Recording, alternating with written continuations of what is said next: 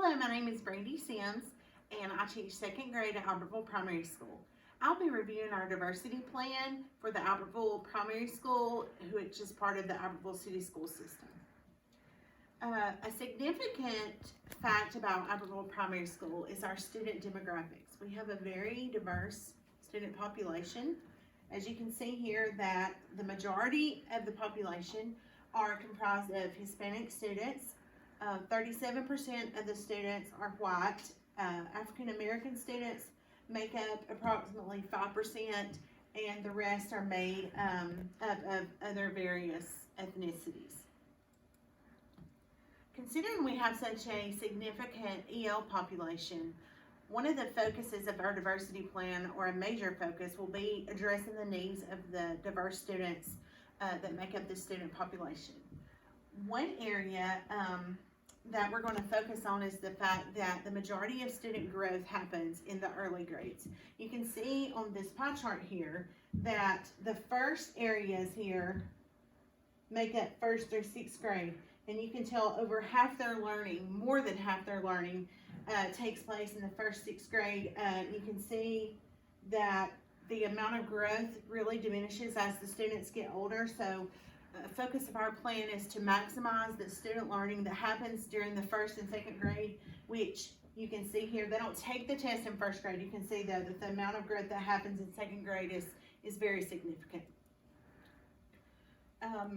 Banks said that while the nation's students are becoming increasingly diverse, most of the nation's teachers are white, and that certainly is true in our school system. Although the majority of our student population are Hispanic, the majority of our teachers are white. In fact, 100% of our teachers are white. And so this will be a focus for this diversity plan, to address the need and to increase the diversity in our staff and our teaching staff. So the diversity plan will have a three-pronged approach to maximize student learning, increase the diversity of staff, and strengthen relationships of parents. And you can see that all three of these affect the other, and obviously the actual goal is to maximize student learning, but that has to be met with these other factors of diversity of staff and the relationships with parents.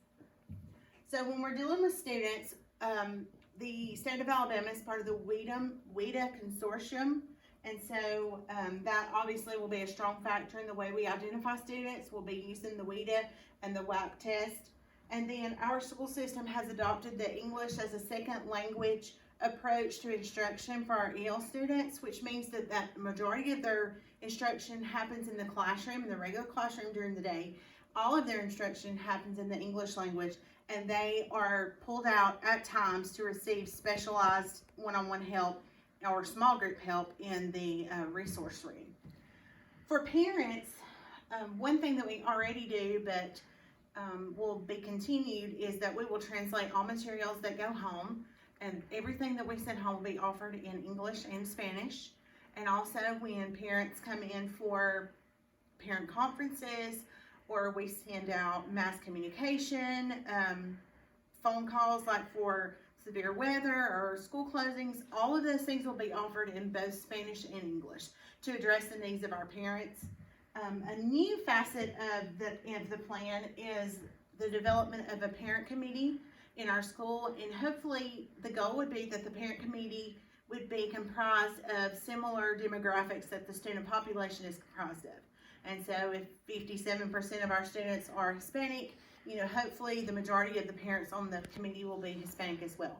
So the principal will be a major factor in choosing which parents serve on that committee, but the committee will just help the school and teachers as well to understand how to meet the needs of these diverse ethnic groups, so that hopefully they feel like they have a say in the school and that they're involved and wanted and appreciated, because we all know that when parents are partners, that it only strengthens education.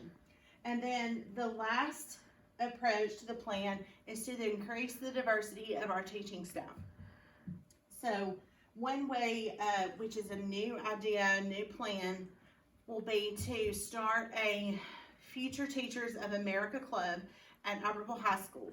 Now, there's already an Aggie Pals it wouldn't be a club, but like a program, which partners migrant students that are in the high school with migrant students that are in first and second grade.